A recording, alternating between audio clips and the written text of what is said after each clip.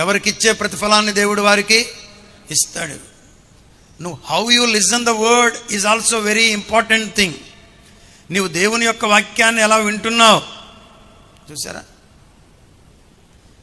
వాక్యాన్ని ఎలా వింటున్నావు అనేది కూడా చాలా గొప్ప సంగతి. ముఖమును కప్పుకొని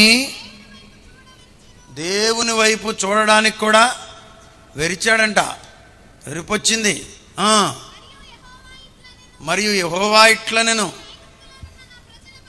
నిన్న రాకుండా ఈరోజే వచ్చిన వాళ్ళకి ఒక గొప్ప సంగతి ఏంటంటే గొర్రెలు తోలిగిపోయాడు. రాజుగారి అబ్బాయి, రాజుగారి కుమార్తెకు కుమారునిగా ఉన్నటువంటి వ్యక్తి గొర్రెలను తోలిగిపోతే ప్రభు అక్కడ పట్టాడు పట్టు, అక్కడ దిగొచ్చాడు. మళ్ళీ చెప్తున్నాను, శామ్యూల్ థామస్ గారి వర్తమానంలో మేము బైబిల్ స్కూల్లో ఉన్నప్పుడు ఇట్లా చెప్పారు. మోషే జీవిత చరిత్ర 3 పార్ట్స్ అంట. 3 నాళ్ళు 12 120 సంవత్సరాలు మోషే బ్రతికాడు.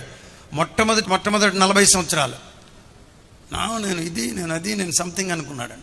నేను ఏదైనా తరువాత గొర్రెల తోలికెళ్ళిపోయి ఇక్కడ ఏమి చేసేది లేక ఇక నా పని అయిపోయిందిరా అని కాళ్ళు చేతికొచ్చి ఐఎమ్ నథింగ్ అనుకున్నాడంట. అప్పుడు ప్రభు దర్శనం కలిగిన తర్వాత అన్నాడట, గాడ్ ఈజ్ ఎవ్రీథింగ్ అన్నాడంట. దేవుడు సమస్తం అయి ఉన్నాడు. హల్లెలూయా, హల్లెలూయా, దేవునికి స్తోత్రం. కాబట్టి మోషే అక్కడికి వచ్చాడు, పొదల్లో మాట్లాడుతున్నాడండి దేవుడు. కొంతమంది హైదరాబాద్ వెళ్ళి వచ్చేట్టు పెడుతున్నారు బుక్. ఏంటి మా మీ రేకుల షెడ్డా? రేకుల షెడ్లోకి రారు పిల్లలు.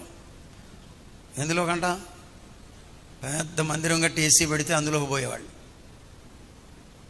ప్రభు ఇస్తే మీరు కూడా పెట్టుకోండి, కానీ రేకుల షెడ్లో కూడా ప్రభువు మాట్లాడతాడు, తాటిపాకలో కూడా ప్రభువు మాట్లాడతాడు. హల్లెలూయా. అసలు ప్రభువారు భూలోకంలోనికి వచ్చినప్పుడు పరుండబెట్టిన స్థలమే పశువుల పాక కాదు కదండి, తొట్టి అంటున్నారు పొట్టి మొహవాళ్ళు.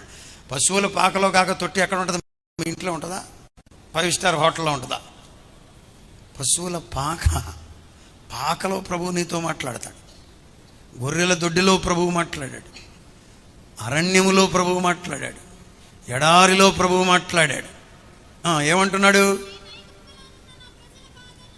నేను ఐగుప్తులోనున్న నా ప్రజల బాధను ఎక్కడ చూశాడంట?